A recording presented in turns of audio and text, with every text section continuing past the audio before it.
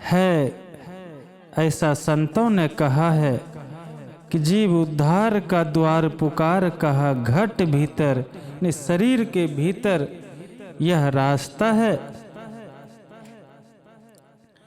केवल खोजने की जरूरत है। तो महाराज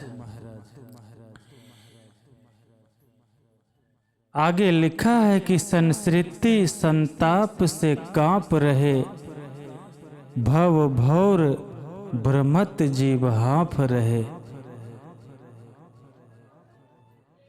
तिन्हें ढाढ़स दे समझाए कहे, गुरु नाम सुमर सत संतों ने। तो महाराज विचार कीजिए कि यह जीवात्मा जो है, यह जीवात्मा सभी प्राणियों में है। इस 84 लाख प्रकार के जितने समस्त इस संसार में प्राणी है, 84 लाख में जो भ्रमण कर रहे हैं, सब में यही जीवात्मा है जो हमारे और आपके अंदर में है। विचार कीजिए, जो जीवात्मा आज हमारे और आपके शरीर के अंदर में है, एक व्यक्ति तो वह है जो कि नित्य भगवान का भजन कीर्तन में लगा हुआ है। वह जीवात्मा जो कि धर्म करने वाले, अच्छे कर्म करने वाले के शरीर में है, वह जीवात्मा तो प्रसन्न है, क्योंकि उसे मालूम है कि उसको जो अगला शरीर मिलेगा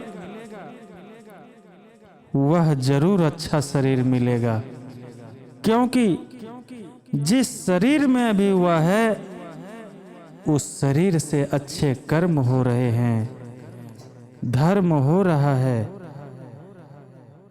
नित्य सत्संग हो रहा है। इसलिए उसको यह भरोसा है कि अगले जोनी में उसे अच्छा शरीर मिलेगा। वहीं दूसरी तरफ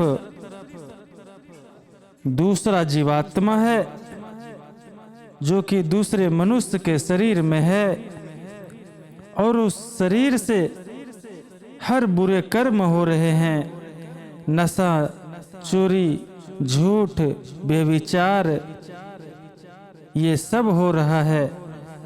वहीं वह जीवात्मा दुखी है। इसीलिए यहाँ गुरु महाराज ने कहा, संस्कृति संताप से कांप रहे, भव भौर भ्रमत जीव हाँफ रहे। 84 लाख में भ्रमण करते करते यह जीवात्मा हाँफ रहा है, डर रहा है कि पता नहीं कब इस आवागमन से छुटकारा मिलेगा, कैसा कैसा शरीर में जाना पड़ेगा। शरीर तो अन्य प्रकार के होते हैं, पर उस शरीर में जो जीवात्मा होता है, वह जीवात्मा एक ही होता है। जो मनुष्य के शरीर में है वही अन्य पशु पक्षी के शरीर में भी है, जीव जंतु कीड़े मकोड़े के शरीर में भी है, क्योंकि जीवात्मा तो अमर है, केवल शरीर बदलता है। इसीलिए प्रभु श्री रामचंद्र जी ने भी यह बात अपने दरबार में प्रजाजनों को, गुरु ब्राह्मणों को यह उपदेश देते हुए कहा कि आकर 4,84,000, जी हाँ, आकर 4,84,00,000 जोनि भ्रमत जीव अविनाशी। फिरत सदा माया कर प्रेरा, काल कर्म स्वभाव गुण घेरा। मैं बार बार यह तुम सबसे कह रहा हूं कि यह जीवात्मा जो है, वह जो ऊपर से जो आया इस धरती पर, यह 4 खानियों में बट गया। गौर करने की बात है, जरा गौर करके सुनिए। यह मैं नहीं, स्वयं श्री रामचंद्र जी कह रहे हैं, अपने गुरुजन प्रजाजनों को उपदेश देते हुए, ब्राह्मणों को उपदेश कर रहे हैं कि हे मनुष्यों, आकर 4,84,00,000 जोनि भ्रमत जीव अविनाशी। 84 लाख प्रकार के जो यह जोनियां है, यह 4 खानियों में बट गया है। पहला पिंडज है, जो कि पिंड से यानी पेट से जन्म लेने वाला है। वो चाहे इंसान हो या गाय भैंस भेड़ बकरी या कोई मांसाहारी पशु या शाकाहारी पशु। कहने का तात्पर्य है कि जो पेट से जन्म ले उसे पिंडज कहते हैं। दूसरा है अंडज, जो कि अंडे से जन्म लेने वाला होता है, जो कि पशु पक्षी कीड़े मकोड़े आदि जो कि अंडे से जन्म लेता है, उसको अंडज कहते हैं। और तीसरा है उखमज, जो कि गर्मी जैसे नाली के कीड़े मकोड़े मच्छर इत्यादि जो कि गर्मी से उत्पन्न होने वाले जंतु होते हैं। और चौथा है अंकुरज, जो कि अंकुर बन के जन्म लेता है।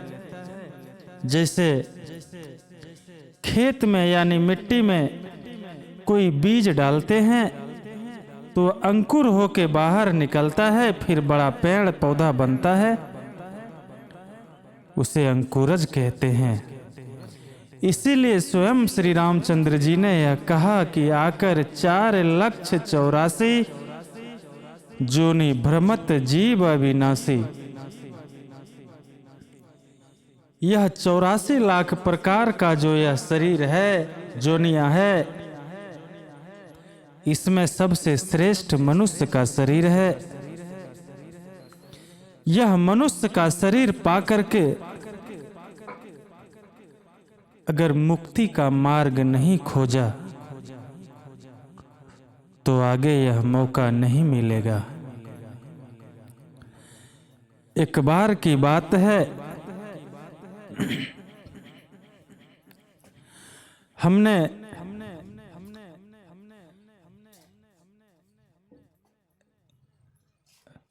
जब कभी अपने गुरु महाराज के मुख से सुना, मेरा घर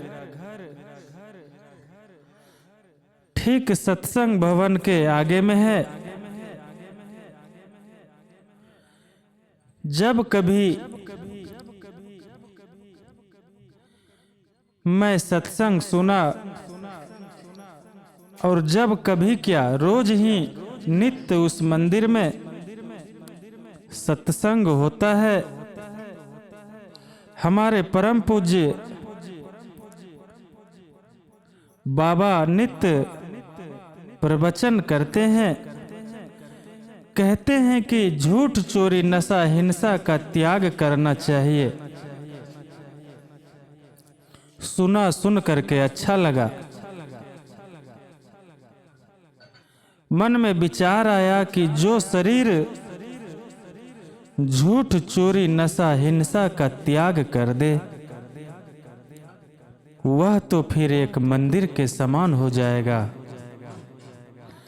लोग कहते हैं कि भगवान को किसने देखा। आज मैं दावे के साथ कह सकता हूं कि भगवान को तो हम और आप सबने देखा, लेकिन माना नहीं किसी ने। जिसने माना उसने परम पद को पाया, जिसने नहीं माना वो अंधेरे में भटका रह गया। तो महाराज, जितना हमने अपने गुरु से सुना, आइए उनके द्वारा कहे हुए एक छोटी सी लघु कथा है। विशेष उनकी तरह तो नहीं जानता हूं, लेकिन जितना भी इस छोटी सी बुद्धि में याद रह गया है, उतना मैं आप लोगों के बीच आप लोगों को सुनाना चाहता हूं। क्योंकि हमारे परम पूज्य कहते हैं कि जानो और जनाओ, इसीलिए मैं भी छोटा सा प्रयास करता हूं। तो आइए लघु कथा की ओर बढ़ते हैं। एक बार की बात है, यह कथा एक संत कुली का है। एक बार एक प्लेटफार्म पर एक सेठ उतरे। अब वे सेठ थे, 2-3 बैग लटका रखे थे। अब कुली तो चाहिए। अब वे सब कुली से पूछने लगे, भाई कोई मेरा यह झोला, मेरा बैग मेरे घर तक पहुंचा दो, बगल में ही मेरा घर है, बताओ क्या रुपया लेगा। किसी ने कुछ कहा, किसी ने कुछ कहा।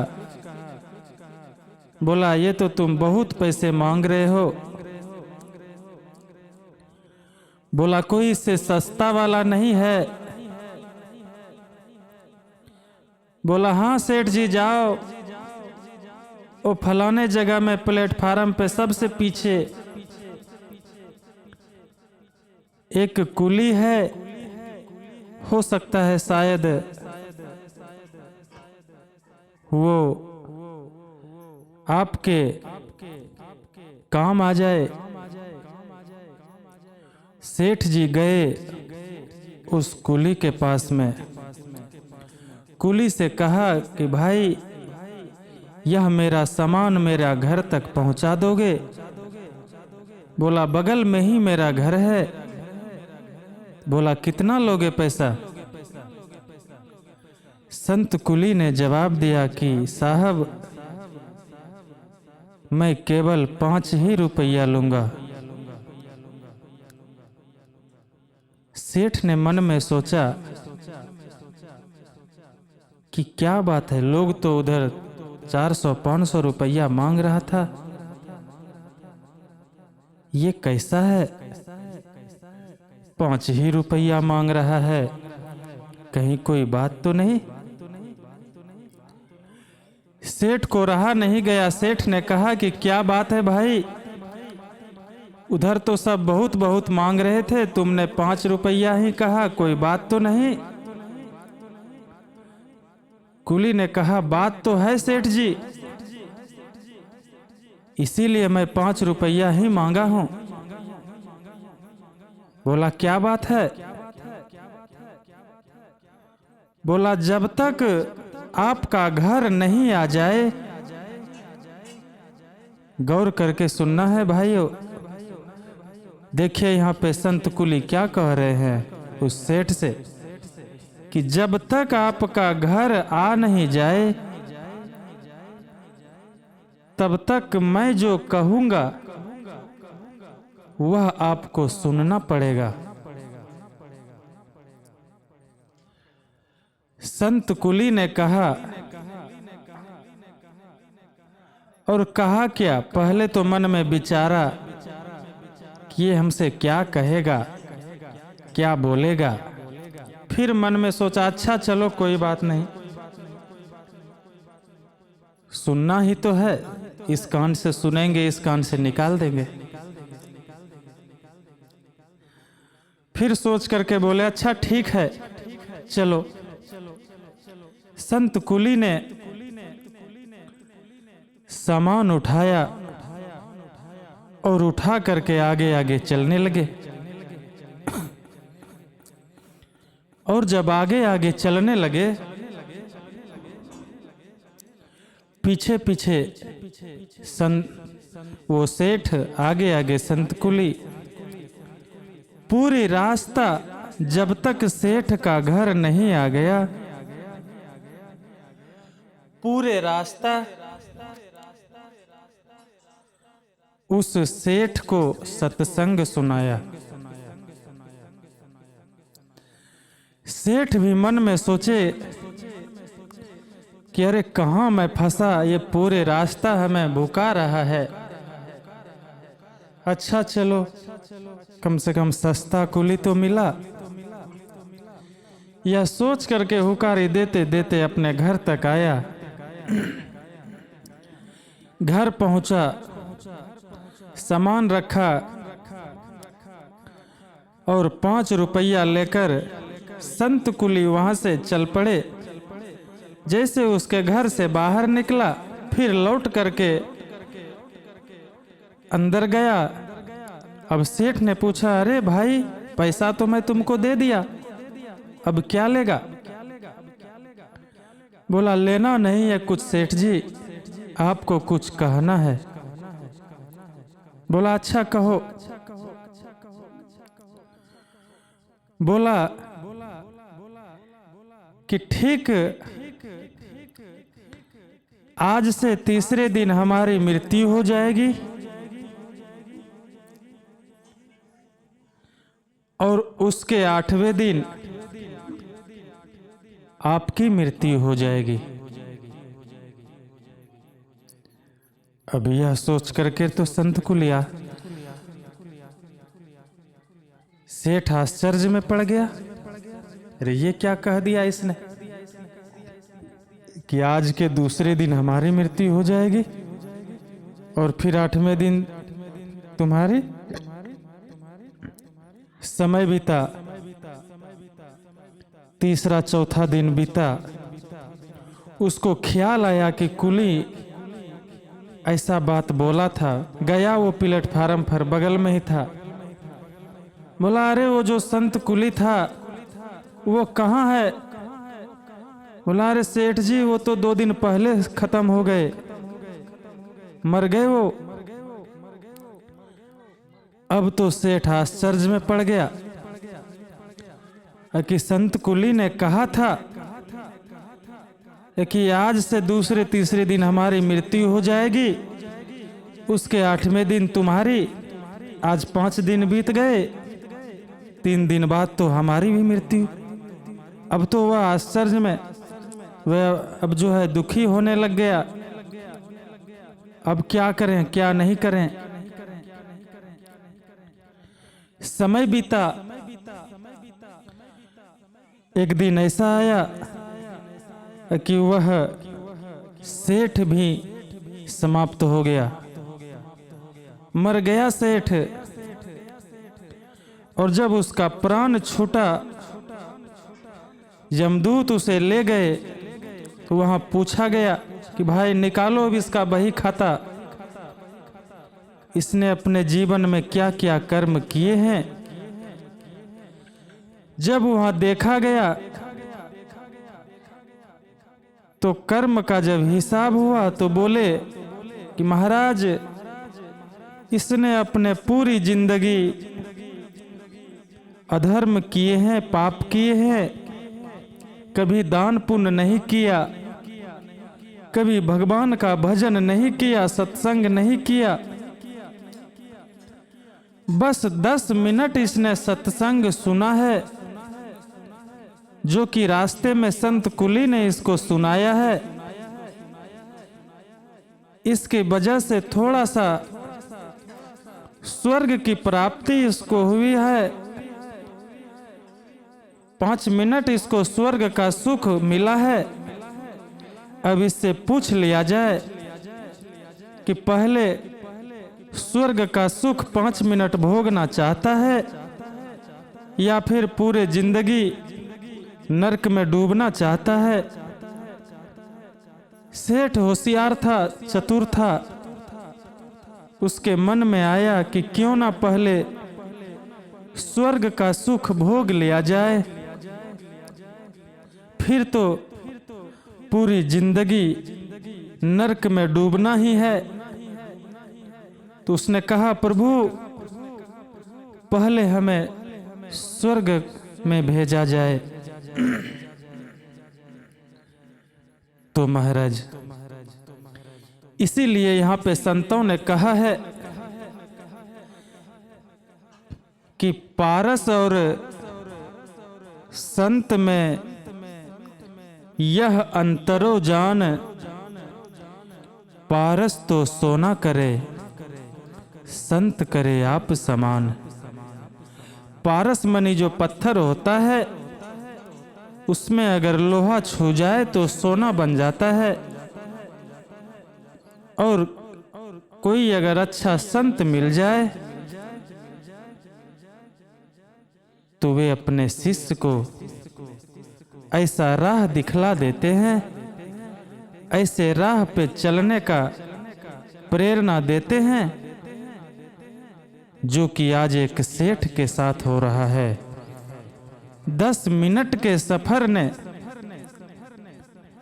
उस सेठ को स्वर्ग में स्थान दिला दिया। सोचने की बात है, विचार करें। अगर पारस मणि पत्थर में लोहा छू जाए तो वह सोना बन सकता है, परंतु पारसमणि पत्थर नहीं। लेकिन अगर एक संत को अच्छा शिष्य मिल जाए तो वे उसे अपने जैसा बना देते हैं। तो आइए सुने आगे क्या हुआ।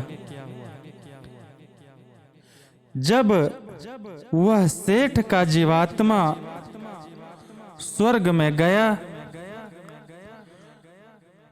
तो जब वहां गया तो उन्होंने देखा कि वह संत कुली जो थे वे वहां पहले से विराजमान है, ध्यान मग्न है, ध्यान में लीन है। जैसे ही सेठ ने उनको देखा, जा करके पैर पकड़ के रोने लग गए, गिर गए उनके चरणों में कि प्रभु मेरा उद्धार करें। यह तो आपके कारण, आपका सुनाया हुआ सत्संग के कारण यह 5 मिनट का स्वर्ग का सुख मिला है। अब आप मुझे अपने शरण में लें और हमें वह मार्ग दिखाएं, मेरा मार्गदर्शन करें। तो महाराज कहते हैं कि संत का जो हृदय होता है वह एक कपास की भांति होता है। जैसे कपास बिल्कुल मुलायम होता है, वैसे ही संत का हृदय होता है। संत को दया आ गई, बोला जाओ मैं तुम्हें आशीर्वाद देता हूं और एक मंत्र देता हूं, जाओ आसन लगा के बैठ जाओ, शरीर को सीधा करके, और इस मंत्र का जाप करो। चला गया सेठ। उस 5 मिनट के दौरान गुरु बना करके, उस गुरु से शिक्षा दीक्षा ले करके मंत्र का जाप करने लग गया।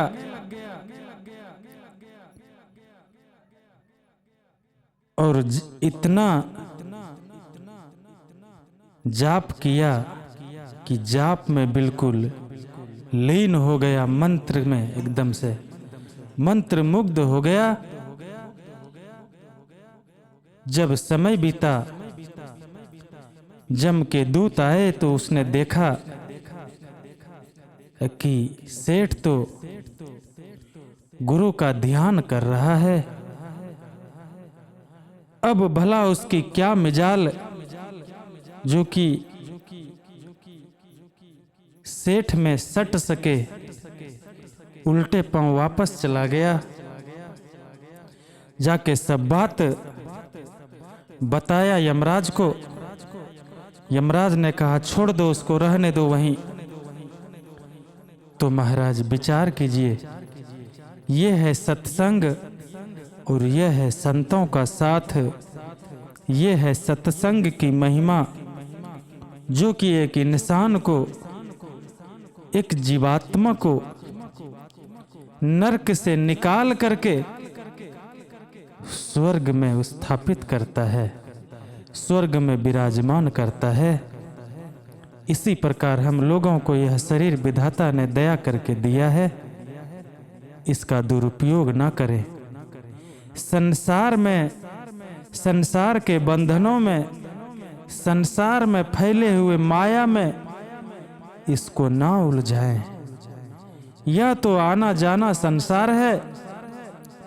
यह जितने भी जीव जंतु समस्त सौ चराचर अपने आंखों से देख रहे हैं, यह तो बस एक माया है। यह भ्रम करने वाला है, भ्रमित करने वाला है। एक दिन यह समस्त संसार छोड़ करके चला जाना है। तो महाराज, कथा बहुत लंबी हो गई है। अगर इस कथा को सुने YouTube पे तो जरूर सब्सक्राइब करें, अपने घर परिवार में शेयर करें, लाइक करें, सब्सक्राइब जरूर करें। थैंक यू, धन्यवाद।